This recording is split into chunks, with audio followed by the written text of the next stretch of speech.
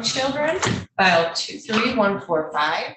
All right, we are back on the record following a brief bench conference. Ms. Heiss has joined us by Zoom, so let's go ahead and do appearances, please.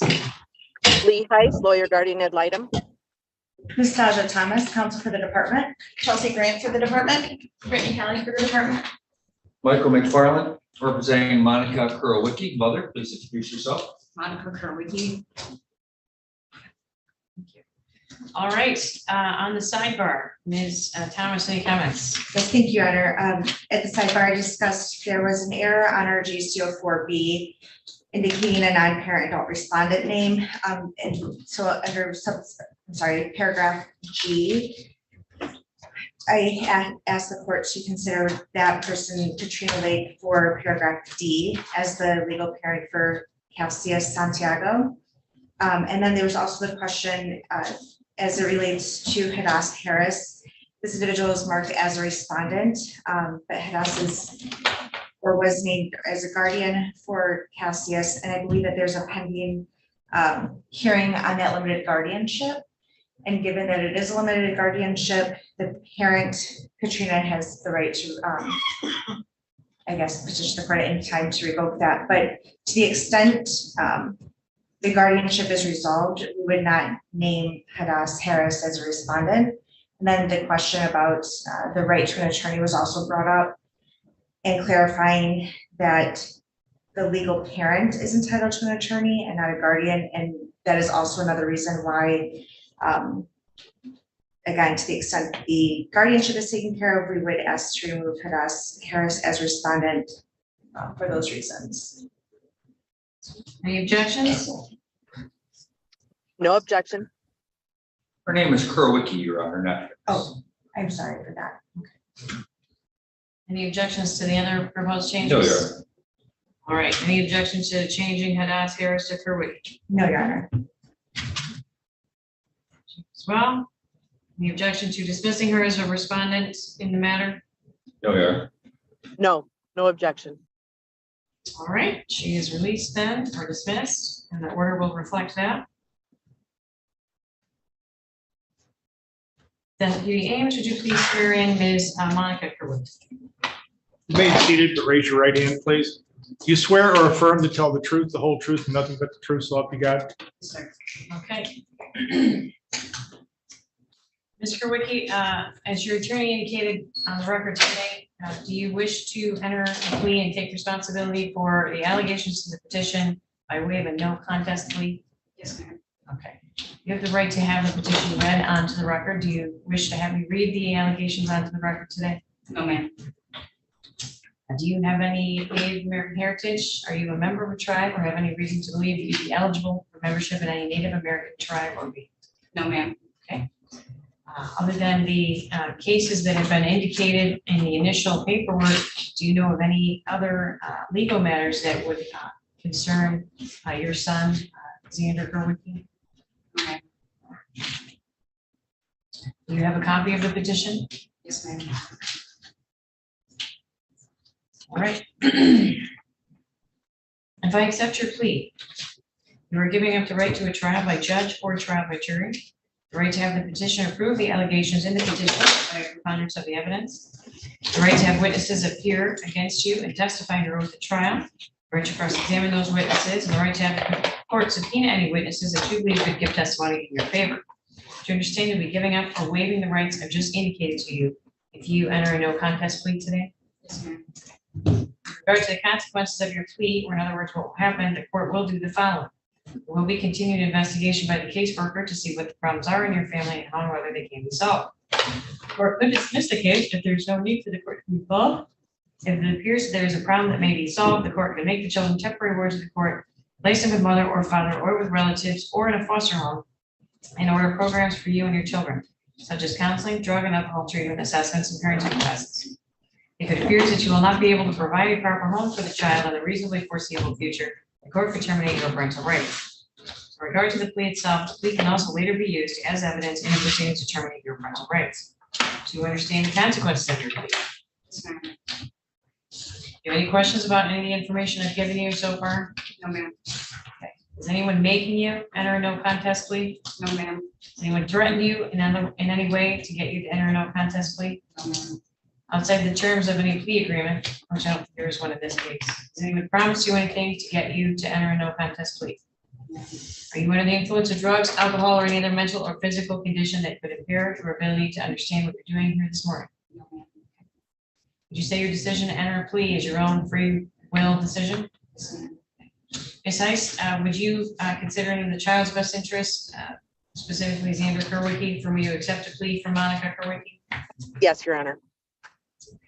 Mr. McFarland, would you articulate the grounds for the no contest plea? Yes, Your Honor, there's current criminal pending activity on my client for the underlying domestic violence charges in the petition itself. Any objection to the no contest plea? No, Your Honor, I believe that is appropriate. I have no objection. Very well. Okay, Ms. Thomas, as it relates to the factual basis of the plea, do you have a witness? Thank you, Your Honor. I would ask Ms. Grant to testify to the factual basis. Stand, Ms. Grant. You swear or affirm to tell the truth, the whole truth, nothing but the truth, so help you God?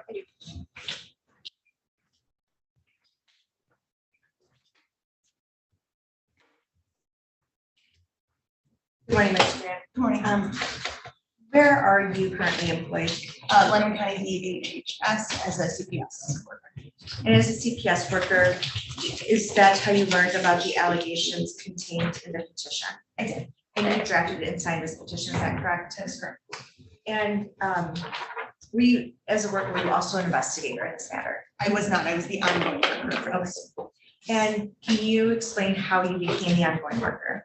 Yes, so in May of this year, I became the ongoing worker after an investigation was opened in April of this year. That investigation was opened for allegations of physical abuse due to an incident that occurred between Monica and her son, Z. Yes. Hi. And her son, Z. The incident did have law enforcement involved, in which charges were brought up for domestic violence between Monica and her son. That case was opened. During that case, there was another set of allegations that came in prior to the no contact order being put in which Xander had a cut on his hand, and there were allegations that Monica had grabbed his hand, squeezing where the cut was, causing it to re-bleed. Those were also investigated and tied into that investigation. That case was open then for ongoing services, which is when I became involved. Thank you. And the April investigation, which led to a police report and then, I guess, charges for domestic violence. What were the, as brief as possible, what were the, I guess, allegations surrounding that incident? So allegations came in that earlier that day, Monica and Hadass were upset regarding Z's probation and them not violating him for his probation. The conversation continued to their wraparound services program, where there was a disagreement during wraparound regarding that probation. Monica became upset, ended the session early, asked the wraparound worker to leave. Following that session, the police report and disclosures from the child and the family state that Xander had went to the car. While in the car, Monica slapped him 3 times. He was sent back into the home, into his bedroom. Following in his bedroom, he was asked to come down and do chores, where he got into a verbal argument with both parents. He states that at that time, Hadass slapped him in the face, which caused him to go outside. He reports in both the police report and in person that, or in his interview, that his face hurt so bad that he was trying to move the pain away from his face to any other part of his body, which is why he began punching the house. At which point Monica became upset, came outside. She uses the words restraining him. He uses the words choking him, where she was grabbing him by the sweatshirt into the house to have him stop punching the house, which left marks on his neck, followed by law enforcement responding and visually seeing the marks on his neck. And as part of the pending criminal case, what are, to the best of your knowledge, the bond conditions, if any? So the bond conditions were originally a no contact order between the two. However, the family was in IHT services and wraparound services, and with talking to the prosecutors and the judge, they did want those services to continue. The no contact was lifted to be able to take care of those services.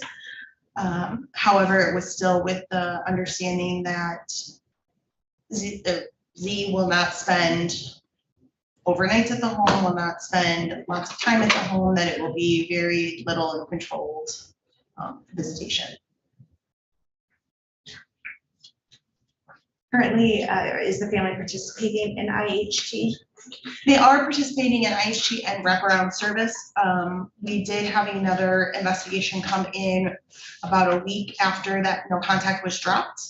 And based upon the findings of that investigation, along with reports from services, despite the family participating in service, there's been very little change, and they've been in these services for over 6 months. Incidents continue, while very sporadically. The longer Z is in the home, another incident or issue or confrontation tends to happen, giving us a setback.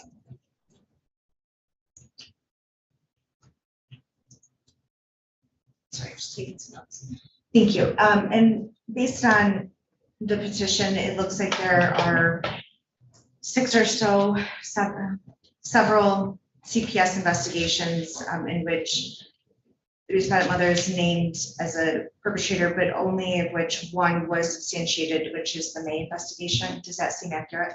Correct. There is a pending investigation that's not completely completed. It what goes along with Wildwood petition, but that will be substantiated as well.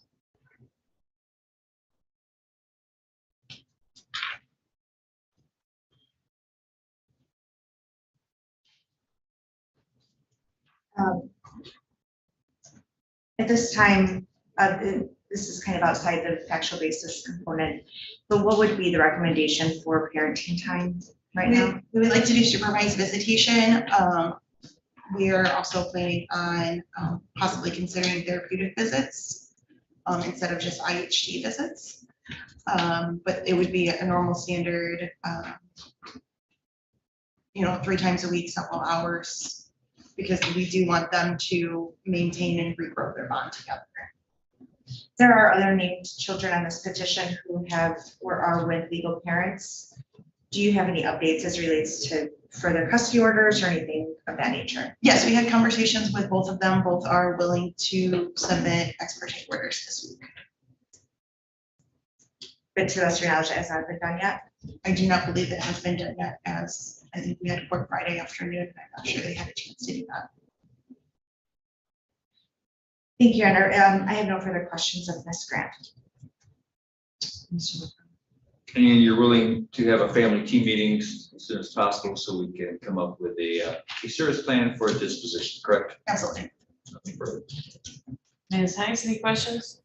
Yes, when Xander was born, was his mother married to anyone? I believe she was not. Okay, no other questions. Thank you. You have one question, Your Honor. I think I remembered it from Friday. If my client were to leave the marital residence, would placement be considered with her wife?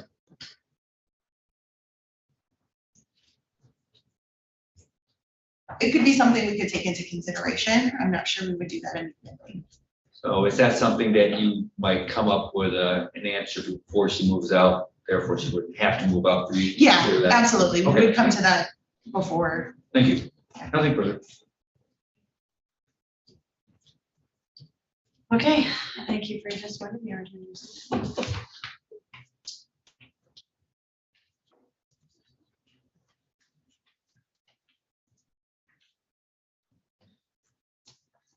Are the attorney satisfied with the factual basis of the plea and the advice of rights? I am. Yes, Your Honor. I am. Yes, I am. The court finds the plea to be knowingly, understandably, and voluntarily made. I further find that the record supports that one or more of the statutory grounds alleged in the petition are true.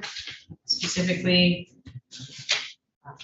the sections that the department has asked me to consider do apply, which is 7128.2B1 and 2B2.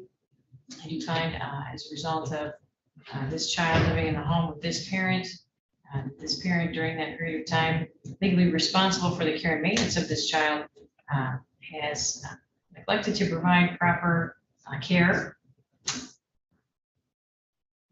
as a result of the physical abuse that he suffered while in the home.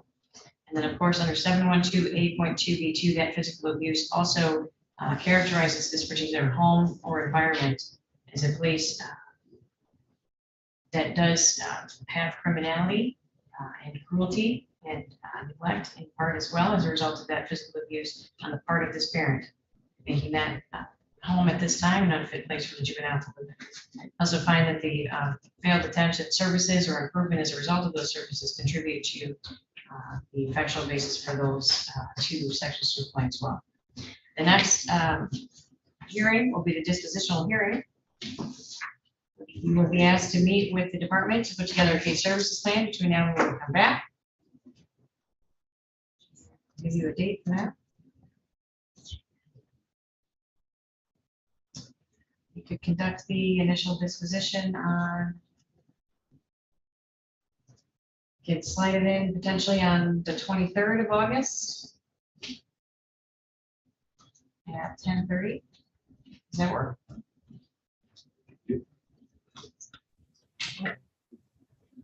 It does, Your Honor. I believe so, Your Honor. Your Honor, I have about 4 MCIs, but I think we should be done by 10:30. Okay, good, thank you.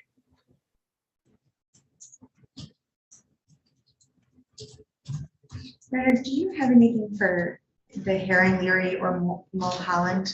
At 11. Is that at 11? I can't remember. Well, we can, I've been without an assistant for a minute, so it's possible that that's.